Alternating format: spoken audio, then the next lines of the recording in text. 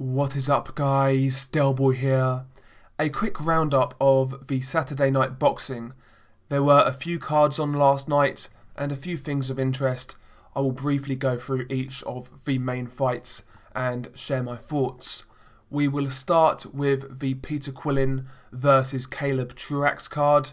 Now, the fight between Peter Quillin and Caleb Truax ended in an anticlimactic fashion. The fight was essentially called off early on due to an accidental head clash.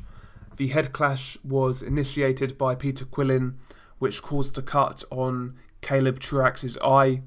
It was a fairly bad cut, but it was disappointing to see Truax's corner never really tried to work on it, and Truax seemed happy to pull out, but the doctor waved it off and it was called a no contest. You know, the fight itself, like I said, was anticlimactic. Leading up to that, I felt Peter Quillin looked like the better fighter.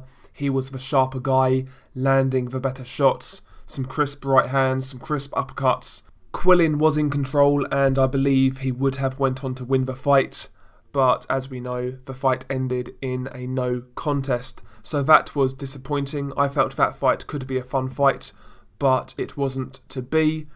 Also on this card, we had Sergey Derevyanchenko versus Jack Kolkai. This was a very good fight.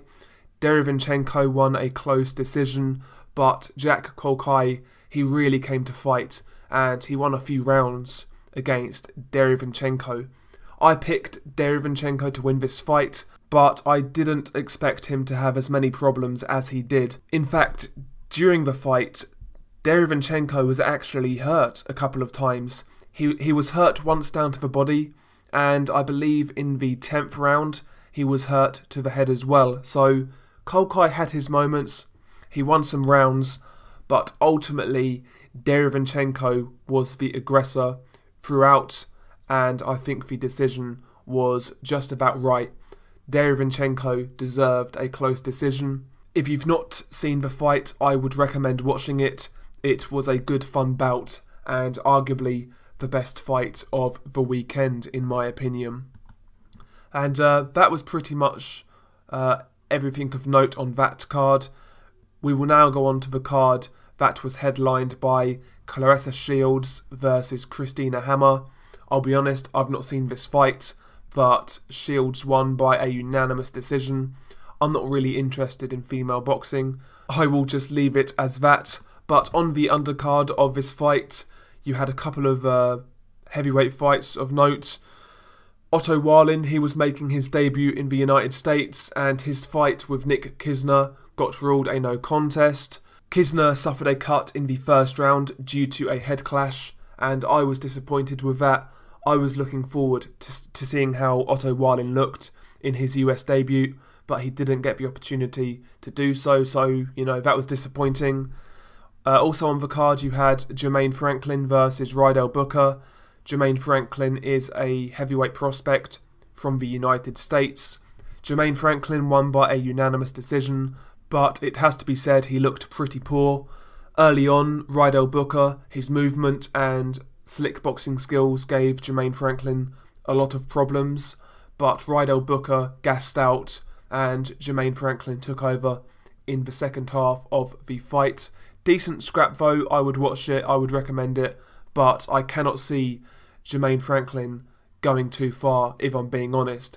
And also, just to note, Samuel Peter was also on this undercard. He fought a guy called Mario Heredia, and Samuel Peter lost by a split decision. Mario Heredia he's like a journeyman heavyweight out of Mexico. He's okay. He's fought in the World Series of Boxing before, so he's got some talent, he's got some skill, but he's just slipped into journeyman mode. But yeah, that was the biggest win of Heredia's career. And yeah, that basically summarises the Claressa Shields versus Christina Hammer card. And last but not least, we will briefly talk about the card in Mexico. Jaime Munguia versus Dennis Hogan. Munguia in this fight defended his WBO super welterweight title. He won the fight by a majority decision, I believe. And yeah, Munguia looked really poor. In my opinion, this was actually his worst performance as champion, and you can certainly argue Dennis Hogan done enough to win this fight. Second half of the fight, Hogan really took over. He was boxing well, he was catching Munguia with some good shots, he was landing the eye-catching shots, and yeah, maybe Hogan should be the WBO super welterweight champion, but he didn't get the decision, unfortunately. I felt in a fair world he should have really won this fight. It was competitive, it was fairly close. I just felt Hogan done the better work, and like I said, this was certainly Munguia's worst performance as champion so far. It was a really flat performance, defensively open for every shot in the book, and he needs to improve, he really does. Maybe the weight is becoming an issue, he's a big guy for 154, but I don't know, he needs to go back to the drawing board and work out where he goes next. Does he want to move up to 160? Maybe that makes it easier with the weight cut, but at 160 these guys hit a lot harder and they are actually fighters of higher caliber, so moving to 160, yeah, it's maybe easier on his body, but with the glaring flaws in his defense, maybe he is food at 160. Munguia and his team need to sit down and work out the plan from here, because right now he's not looking hot. He's not looking hot. There were also a couple of bits of note on the undercard of Munguia versus Hogan. So Patrick Teixeira, he beat Mario Alberto Lozano by a majority decision, and also Diego De La Hoya made his return to the ring after quite some time out. He fought Enrique Benache, and the fight was ruled a no contest. Loads of no contests last night, to be honest.